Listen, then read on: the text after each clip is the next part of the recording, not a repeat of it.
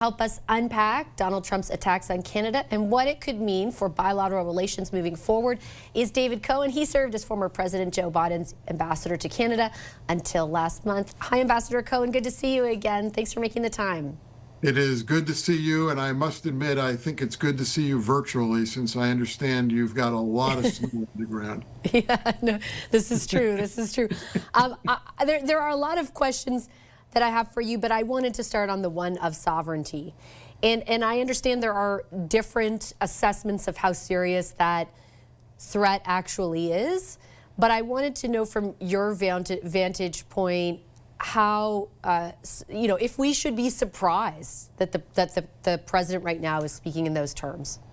So I'm in a somewhat uncomfortable position because it's not my job and it's not my inclination. You know me long enough to know that I don't represent President Trump in Canada. I don't represent anyone in Canada anymore.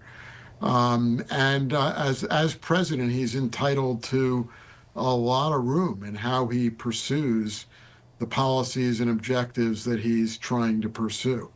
However, there is a matter of tone and respect that I subscribe to, that Joe Biden subscribed to. Frankly, this isn't a partisan issue because I think multiple presidents of both parties have subscribed to a theory that you treat your friends like friends and you treat them with respect. And I don't think the constant, almost heckling of Canada as the solution to this problem is for Canada just to become the 51st state is very respectful. And I think I quibble with any attempted exercise of foreign policy that doesn't show proper respect to other countries, any other countries, let alone a country like Canada that has a 150-year plus relationship of friendship and allyship and partnership. On the other hand, it's hard for me to get exercised about this because Canada's made quite clear that it has no interest in becoming the 51st state. The United States has no authority to annex Canada or to make Canada the 51st state. It would require Canadian consent and a negotiation.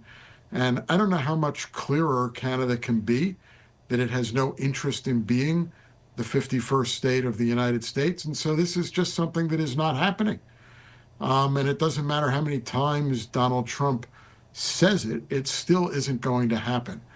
As I was thinking about having this conversation with you, there were obviously irritants in the relationship between our two countries during your tenure. I don't think they're, of the scale that we're seeing in the first few weeks right now, but they were still there. And I remember on a number of occasions when you were talking about the Canadian approach to navigating those irritants, you mentioned frequently not to focus so much on the White House, right? In that often you would counsel different levels of government to engage with different levels of government or Congress or the Senate in the United States. I think the perception we have here is that our allies in that regard, particularly over the last number of years, are much more quiet than they have been in the past. I'm wondering if you share that observation and what your counsel to Canadians would be. Well, it's still my advice because the structure of the United States government and the way in which the United States government and U.S.-Canada relations operates remains the same as it was. Unfortunately, in this space, as in other spaces involving other countries and other issues, we haven't quite had a president like Donald Trump before. And that includes the first term of Donald Trump. And he's conducting business in a different way. I think my advice remains the same because I don't know of any way to deal with the United States other than to deal with the broad variety of stakeholders that you have to deal with. But, I'll go. I mean, you started this question with my statement at the time and my continued statement that everything is not the president in the United States, that power is more diffuse.